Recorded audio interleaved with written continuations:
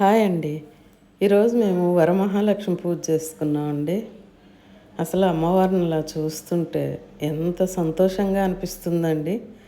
ఎప్పుడు కలశం పెట్టుకొనే చేసేవాళ్ళమండి.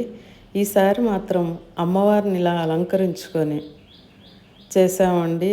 ఎలా చేస్తామో అనుకున్నాము, కానీ ఆ తల్లే మాకంత శక్తినిచ్చి ఈ విధంగా జరిపించిందండి.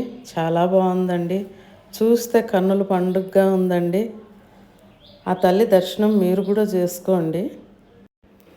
అమ్మకు నైవేద్యంగా కుడుములు, పులిహోర, అన్నము, వంకాయ, రసము, బజ్జీలు, తర్వాత దద్దోజనం, బెల్లం అన్నం ఇవన్నీ చేశానండి.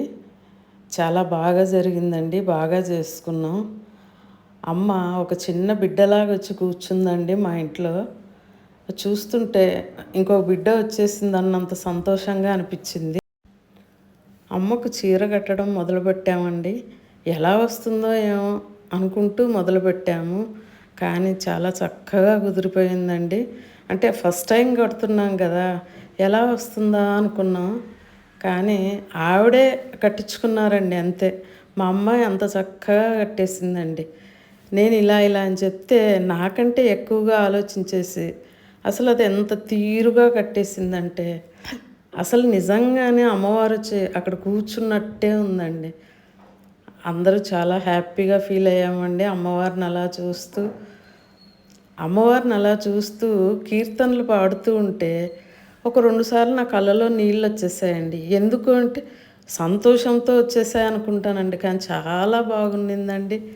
అమ్మవారిని ప్రతి సంవత్సరం ఇలాగే తయారు చేసుకొని పూజ చేసుకొని హ్యాపీగా పూజ చేసుకోవాలనే అనుకుంటున్నానండి. నాకు తెలియకుండానే వరలక్ష్మి వ్రతంని నేను చేయడం మొదలుపెట్టానండి.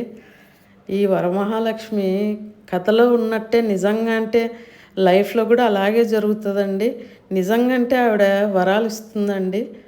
అందరికీ ఆ స్టోరీలో ఉన్నట్టుగానే జరుగుతుందండి. నిజం అండి అది కూడా.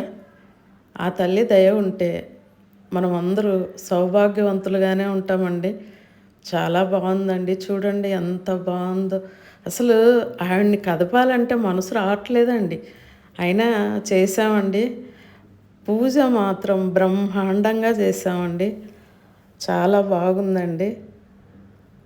చాలా సంతోషంగా చేసుకున్నాం.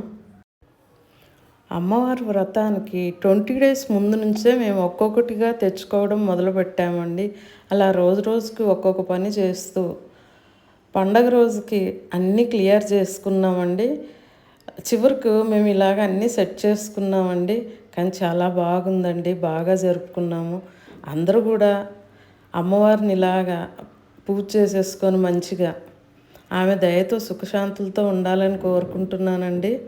కానీ అమ్మవారిని ఇలా చూస్తూనే ఉండాలండి.